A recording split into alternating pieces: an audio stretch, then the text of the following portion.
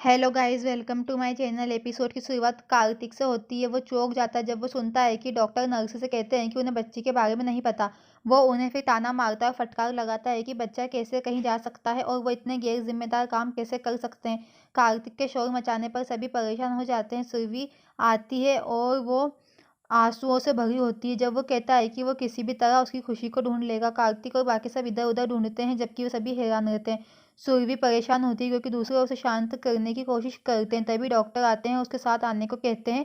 वो उलझा हुआ रहता है लेकिन फिर उनकी बात मानता है। पूरी फैमिली तब सीसीटीवी कंट्रोल रूम में जाती हैं और ये देखकर हैरान रह जाते हैं कि किसी ने उनके बच्चे का किडनैप कर लिया है। वो सब चौंक जाते हैं। बच्चे के गायब होने से कार्तिक और उसका पूरी फैमिली परेशान हो जाती है।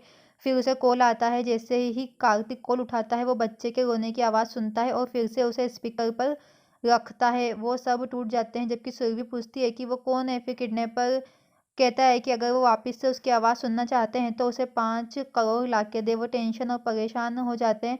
वो उन्हें और स्मार्ट ना बनने के लिए कहता है और कहता है कि इसमें पुलिस को ना घुसाए क्योंकि ये उनके लिए ज़्यादा पैसा नहीं है। वो उन्हें पैसे का इंतज़ाम करने के लिए 24 घंटे देता है जिसमें वो उसके बच्चे को सेफ रखेगा। वो उससे विनती करती है कि जैसा वो कहेगा वो वैसा ही करेगी और वो उसकी बच्ची को कुछ ना करे। फिर वो सब कुछ याद करती है। सुरभि परेशान होती है जबकि बाकी सब घबराकर इधर उधर भागते हैं। कार्तिक को आते देख वो टेंशन में रहते हैं। वो उसके पास जाती है और पूछती है कि क्या उसने पैसे का इंतज़ाम कर लिया। वो कहता है कि ये पैसे की बात नहीं है लेकिन वो पुलिस के पास गया था। वो चौंक जाती। तारे पूछती है कि क्यों, क्योंकि किडनैपर ने ऐसा करने से मना किया था। फिर वो कहता है कि किसी ने पुलिस को अस्पताल से ही इन्फॉर्म कर दिया था और इसलिए उसे वहाँ पे जाना पड़ा। वो सुरभि को आश्वस्त करता है कि वो एक कारण से पुलिस को शामिल करना सही समझता है। वो पूछती है कि क्या। पुलिस कहती है कि हमेशा देखा जाता है कि फिरौती लेते हैं और फिर बच्चे को वापस नहीं करते हैं। वो कहते हैं कि या तो वो बच्चे को मार देते हैं या फिर बेच देते हैं। वो सब टेंशन में आ जाते हैं। पुलिस कहती है कि माता पिता बच्चे की सेफ्टी से डरते हैं लेकिन भूल जाते हैं कि पुलिस हमेशा सबसे अच्छी मदद करती है ताकि उनका बच्चा ठीक रहे। वो उसे आश्वासन देता है लेकिन वो जोखिम देने में दिलचस्पी नहीं लेती। वो कहती है कि वो पैसे दे देगी और अपने बच्चे को वापस ले लेगी और क्या होगा अगर वो उसे कुछ चोट पहुंचा दे तो। कार्तिक पूछता है कि क्या वो किडनैपर पर विश्वास करती है। वो टेंशन में रहती है। वो पूछने की कोशिश करता है कि क्या गारंटी है कि पैसे दिए जाने पर किडनैपर बच्ची वापस कर देगा। वो उसे कोशिश करने और समझने के लिए उसे विनती करता है और पुलिस भी उसे समझाती है। वो कहता है कि पुलिस अगर उनके साथ रहेगी तो वो शक्तिशाली बन जाएंगे। वो ये कहने की कोशिश करता है कि वो बेटी की उतनी ही परवाह करता है जितनी वो करती है लेकिन वो भी अपनी बात पर अड़ जाती है और पुलिस को शामिल नहीं होने के लिए कहती है। वो पूछता है कि वो क्यों नहीं समझ रही है। किशोर फिर बैंक से पैसे लेके आता है। वो पुलिस को जाने के लिए कहती है। वो पूछता है कि क्या वो पागल हो गई है। वो उसे ऐसा ना करने के लिए कहती है क्योंकि वो उसकी इच्छाओं को मानेगी और उसकी बेटी को किसी भी जोखिम में नहीं डालेगी। सभी टेंशन में रहते हैं। फिर वो कार्तिक दुविधा में आ जाता है और अंत में उसकी बात मान लेता है और पुलिस से कहता है कि वो यहाँ से चले जाए क्योंकि ये उनका पर्सनल मैटर है।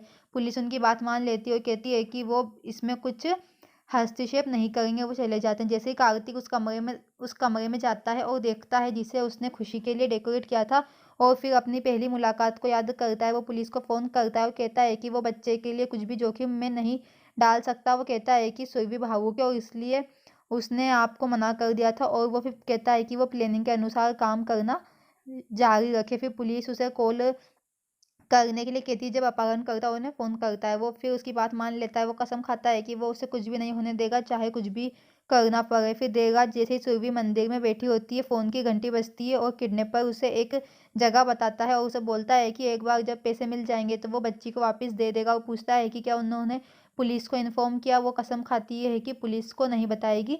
वो उसकी हर बात मानेगी और बच्चे को कुछ ना करने की भीख मांगती है। वो फिर देखती है कि 10 बज गई है और वो याद करती है कि उसे 11 बजे अकेले जाना है। वो उसके साथ जाने वाला होता है। जब वो कहती है कि उसे अकेले जाने की ज़रूरत है वो परेशान हो जाते हैं। वो उससे विनती करती है कि वो चिंता ना करे क्योंकि वो सब कुछ संभाल लेगी और अपनी खुशी वापस ले आएगी। वो चली जाती जबकि सब टेंशन में रहते हैं। फिर जैसे ही सुरभि वहाँ पे पहुँचती है वो इस बात से बेखबर होती है कि कार्तिक भी पुलिस की टीम के साथ उसके पीछे है। वो उसे वहाँ किडनैपर के साथ एक और आदमी को देखती है। पुलिस छुप छुप कर कार्तिक से कहती है कि वो यही कहना चाहते थे और यही समझाने की कोशिश कर रहे थे जो उसने नहीं किया। इस बीच उनमें से एक सुरभि के पास आता है जो ब्रीफकेस के साथ खड़ी होती है। वो उससे पैसे मांगता है। वो बच्चे के बारे में पूछती है। वो कहता है कि पहले वो पैसे लेगा और उन्हें गिन के चेक करेगा फिर वो बच्ची को देगा। फिर वहाँ से चला जाता है और फिर पुलिस वाले अपने हवलदारों को आसपास फैला देते हैं। वो ऐसा चुपके से करते हैं। फिर दूसरे किडनैपर को बैग दिखाता है जो पैसे दिखते हैं और फिर बच्चे को देने का फैसला करते हैं। वो उसे अपनी गोद में देखकर इमोशनल है। फिर वो किडनैपर उसका सामना करने के लिए बाहर आता है और जैसे ही वो उसके पास पहुंचने वाला होता है, गलती से एक पत्थर जमीन पर गिर जाता है जो कि हवलदार के पैरों से टकरा कर गिरता है। वो सब उसके चारों ओर पुलिस को देख लेता है जबकि वो दंग रह जाती है। कार्तिक फिर आगे आता है लेकिन पुलिस भी फिर उसके आगे बढ़ती है। किडनैपर अपने हाथ में रखे बच्चे पर पिस्तौल तान देता है और गुस्सा हो जाता है। सुरभि फिर घबरा जाती है। वो कहता है कि उसके बच्चे के साथ साथ उसका पैसा भी जाएगा क्योंकि उसे इस चतुराई के लिए भारी भुगतान करना होगा। वो उनसे विनती करता है कि आगे ना बढ़े, नहीं तो वो बच्ची को मार डालेगा और पिस्तौल उसके सीने पर रख देगा। वो उनसे पैसे देने और जानने के लिए भीख मांगती है लेकिन बच्चे के साथ कुछ नहीं करेंगे। वो फिर किडनैपर के सहयोगी को मार डालते हैं और वो और ज़्यादा हिंसक हो जाते हैं, ये कहकर कि वो बच्चे को मार डालेगा। कार्तिक कोशिश करना जारी रखता है और उसे जानने और मारने के लिए कहता है। वो उसे चेतावनी दी कि इसके बाद उसे बख्शा नहीं जाएगा। वो कार्तिक से जानने के लिए कहती है, किडनैपर उसे उसकी बात सुनने के लिए कहता है।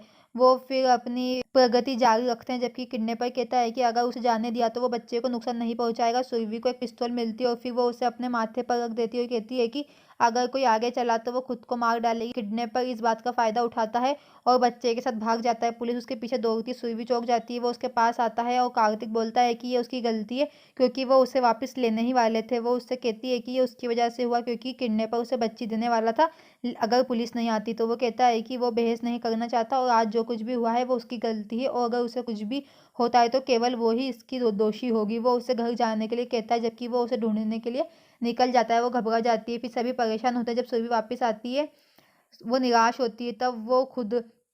तब उससे सब सवाल पूछते हैं कि क्या हुआ, खुशी कहाँ है और वो अकेली क्यों आई है और अगर उससे बच्चा नहीं मिला कहाँ है। वो जवाब देने में असमर्थ होती है और फिर श्रीकांत से गले लगकर टूट जाती है जो उसे सांत्वना देता है कि सब कुछ ठीक हो जाएगा। वो फिर जाती है और मंदिर में एक दिया जलाती है। भगवान से उसकी बेटी को सेफ रखने की भीख मांगती है। सभी जोर जोर से प्रार्थना करते हैं। इस बीच कार्तिक रात भर तलाश करता है। अगली सुबह सुरभि कहती है कि उसने अपनी बेटी को एक बार देखा भी नहीं है। वो सब हैरान रहते हैं क्योंकि वो देखते हैं कि कार्तिक अकेला आता है और वो पराजित की नज़र से लगता है। वो सब देखते हैं क्योंकि वो उससे फिर सवाल पूछते हैं। फिर वो अंत में कहता है कि वो उसे नहीं ढूंढ सका और पुलिस अभी भी उसे ढूंढ रही है। सुरभि परेशान रहती है और बाकी सब हैरान हो जाते हैं।